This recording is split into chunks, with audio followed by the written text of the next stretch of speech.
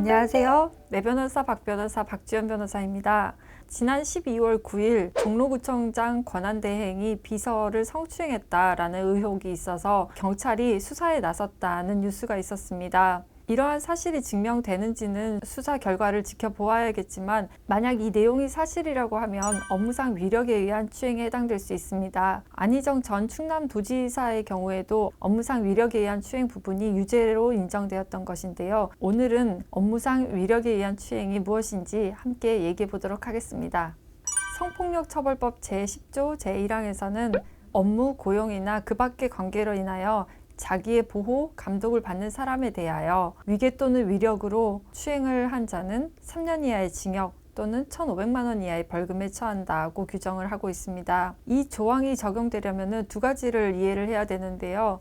첫 번째로는 업무, 고용, 그 밖의 관계로 인하여 자기의 보호, 감독을 받는 사람이 누구인지 그리고 위력의 의미가 무엇인지 이해를 하셔야 됩니다. 첫 번째 요건부터 살펴보겠습니다. 판례 중에서는 편의점 알바 구인 광고를 보고 업주에게 연락을 했는데 업주는 이제 채용을 빌미로 해서 불러내서 면접을 하고 자신의 집으로 유인을 해서 성기를 만지게 한 사건이 있었습니다. 이 사실관계에 따르면은 이 업주는 피해 여성에게 자신의 성기를 만지라고 했고 피해 여성은 알바 시켜줄 거 맞아요? 라고 하니까 알바 하고 싶니? 라고 물었고 피해 여성이 예 라고 얘기하자 그러면 해라 라고 해서 성기를 만지게 했다고 하는데요. 이런 사실관계를 보더라도 업주는 채용 권한을 가지고 있는 지위를 이용해서 피해 여성의 자유의사를 제압해서 피해자를 추행했다고 보여집니다. 이렇게 채용 절차에서 영향력의 범위 안에 있는 사람도 이 요건에 충족이 됩니다. 쉽게 말하면은 교수와 학생, 업주와 종업원, 직장 상사와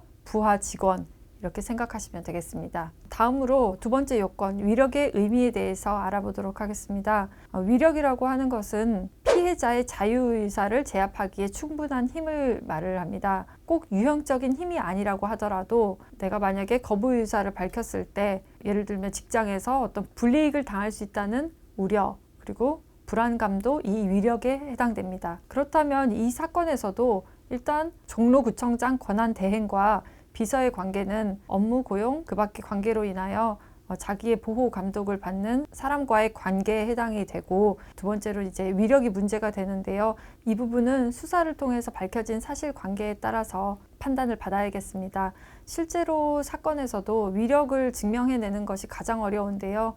두 사람이 주고받은 카톡 대화 내용이라든지 아니면 그 전후 상황 그리고 업무 지시의 내용, 업무 지시의 과정 등을 통해서 밝혀질 것입니다. 업무상 위력에 의한 추행은 피해자가 쉽게 거부의 의사표현을 하기 어려운 만큼 가해자는 합의가 있었다고 주장하는 경우들이 많은데요. 이런 가해자의 비겁한 주장에 용기가 꺾이지 마시고 이런 피해를 입었다면 반드시 법률 전문가나 수사기관에게 그 도움을 요청하셔서 해결을 하셔야겠습니다.